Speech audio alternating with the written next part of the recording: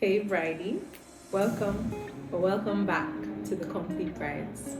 Your wedding, your way. Today we're talking about something iconic, Asoebi. So quick story time. My sister went for a wedding recently and she bought Asoebi, right? She was very excited, she looked for styles, she found a tailor, sent her fabric on time. When the fabric came, she tried it on. It was a very interesting and exciting process for her.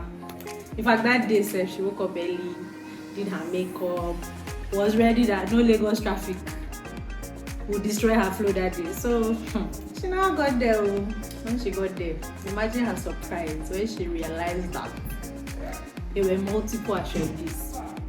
And her own Asoebi, it was not the premium Asoebi.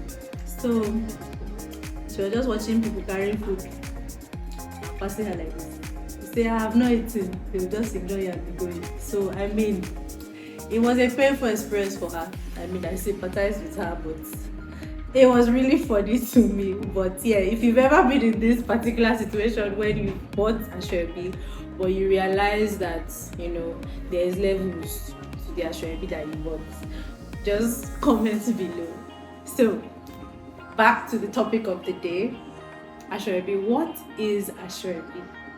Now Asoebi is a Yoruba word, technically it's two words, Aso and Ebi. And Aso means clothes and Ebi means family. So together that's really just family clothing. Okay, so historically, people would wear clothing to events to distinguish themselves from everyone else and to pretty much communicate that we're part of one family or we are together, and that's where it really came from. And now, as the years went by, it became more about celebration, events. It's expanded beyond family ties. Today, you see the concept of Asoebi everywhere, from weddings, funerals, birthdays, even political events.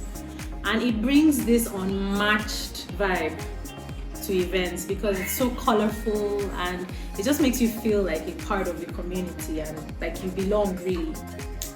So what kinds of fabrics are really used or usually used for Asoebi? Traditionally it was ashoke or lace and even sometimes Ankara. But now we find that in weddings and events, people use any kind of fabric for Asoebi. Like you can use brocade, you can even use specialty fabric. Now sometimes with events that are going to incorporate Asoebi, you find that there are multiple different ones for that same event. So for example, with weddings, you can find that maybe the really close family is wearing one specific Asoebi.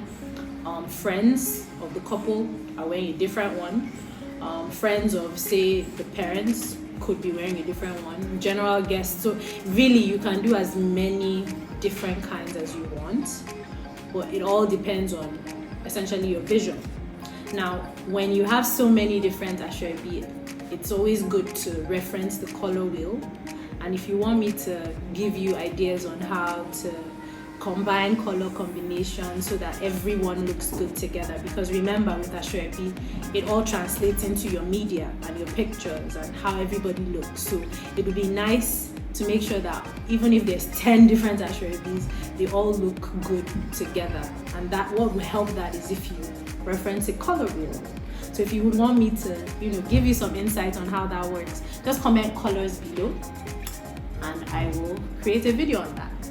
If you can't delegate Asoebi to somebody else, trust me, it is a stressful process if you can't delegate it. Now, to manage your Asoebi, there's 5 basic steps. You can add if you want, but it all boils down to 5 basic steps, and they are: 1, source your fabric, set your price, notify your guests of the availability of the fabric and the price, collect your payments, and distribute fabric. So step 1, sourcing the fabric. Finding the fabric can be tricky because there's a lot of different options in the market. So it's really important that you decide what you want your vision to be like so that it helps you make your decision. Because if you go there with an open mind, you're going to have decision paralysis, trust me. So you can also reach out to online vendors like Kubis Fabrics or Brassas Fabrics, or just go on Instagram and type in fabric or lace, and you'll find a bunch of vendors that can help you with getting Asoebi fabric. There's also the option of visiting your local markets. I mean, if you're in Lagos Island or Balogun Market is a great place to start. There's always so many vendors that you can find selling different types of fabric. So if you have time, or you're sourcing for fabric, just go there, check out what the prices are like, and you can start from there. Setting the price. This is where you decide whether you're going to include a markup from your cost, or if you're just going to give it to your guests at cost price. Now, big disclaimer, most people expect that there is a markup, and in fact there's a culture around, if you buy Asoebi, you don't really need to buy a gift again, because people expect that you've already put some sort of huge margin on your Asoebi. So I mean, if you want my advice, take advantage of that assumption and mark it up. Okay.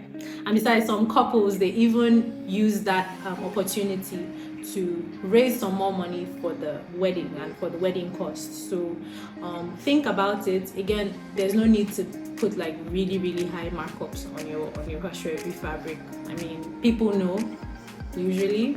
So think about it. However much you decide to add is completely up to you. Just make sure that people are getting good value for whatever price that you're setting on it. All right. Also, don't forget that with the price of your Asoebi, a lot of people expect that you include some sort of souvenir with the dispatch or with the fabric that you're going to be giving them. And additionally, don't forget to include the cost of dispatch. It's always better for guests to just pay one single payment, and then you don't have to say, oh, you have bought the fabric, but Suleiman is at your gate, you have to pay him this dispatch fee. I don't know how much it's like. Just have a flat rate, include it in the price. I know that that's forgotten about. All right, so one fee for everything. So you've sourced your fabric, you've set your price. You need to let the guests know that Asoebi is available if you want to buy it. Now, this particular step, you can actually do it before you even source your fabric, and you can split it up. What do I mean? You can let your guests know ahead of sourcing your fabric that, oh, for this wedding, we will be offering Asoebi. Are you interested? And what price point are you interested in? Now, you can leverage technology to collate this information, either using a form, an online form, or even a wedding website that has some form capabilities embedded in there. So you can ask your guests and be like, okay, I'm going to be having Asoebi, and are you interested? How much are you willing to spend? And you can give them like 3 different options, okay, between X and X. So you kind of know where most people are willing to spend and how many people are willing to purchase before going to source for your fabric. And then when you do find your fabric and you set your price, you can also let them know that, okay, you indicated interest prior, now it's available.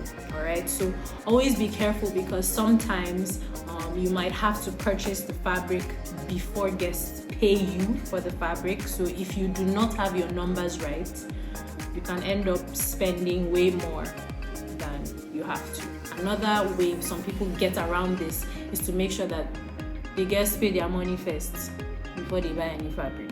So just think about what works best for you. Step 4, collect your money. Get your coins, girl. All right, so don't let anybody say, I'll pay you in 2 weeks. Let me just collect my auntie. Collect your money and make sure you keep track. Okay, so if you have to use a spreadsheet to say, okay, Uncle A bought X, he has paid for it but he has not picked it up, or Uncle A indicated interest but he hasn't paid yet, but he said I should keep it for him. Just make sure you have a way to keep track. Again, if you can delegate this, do so, because it's a lot to deal with this as well as every other aspect of your wedding planning. So if you can, do this. And why am I saying this over and over again? Because I made a very wise decision to handle my Asoebi by myself. And I had like 4 different Asoebi in my wedding. The tears that I cried and I cried. Oh my god. It was not funny because I don't know, people get very, very emotional about Asoebi and it was a lot of stress. So don't be like me. Delegate Asoebi. And finally, the last step is to dispatch people's purchased fabric to them. So one of the big tips is when you're collecting the details of people that are requesting for fabric or are letting them know, make sure there's some sort of portion that says, okay, what's your phone number, what's your address, where do you want it to be dispatched, so that when they pay, you can just hand that off to either a dispatch person or a rider or a dispatch company to just dispatch everything all at once, okay? And that's why I said make sure you include that dispatch fee in the price of your Asoebi, so you don't have to go back and ask people, oh, this is the amount. I mean, if you want to end up taking that cost, you're completely free to do so, but if you're not, make sure you account for it. With all of this being said, will you Asoebi or will you not Asoebi? Let's be real. I mean, if I could do it again, I will not do Asoebi at my wedding because the stress was just too much. So are you one of those people who's just going to be like, you know what, I'm not doing on any of this? Or are you one of the people that, you know what, I mean, I don't care how much stress it is, I must have Asoebi at my wedding? So let me know. And if you want a resource guide where I cover, you know, the different types of Asoebi, how to pick, how to source, how to price, what quantity or how much percentage to mark up, even templates on collecting details or Google Forms, and how to combine colors, let me know, and I could create some sort of ebook that would outline all of this for you. Are you going to Asoebi or not? Let me know. Until the next episode, happy planning.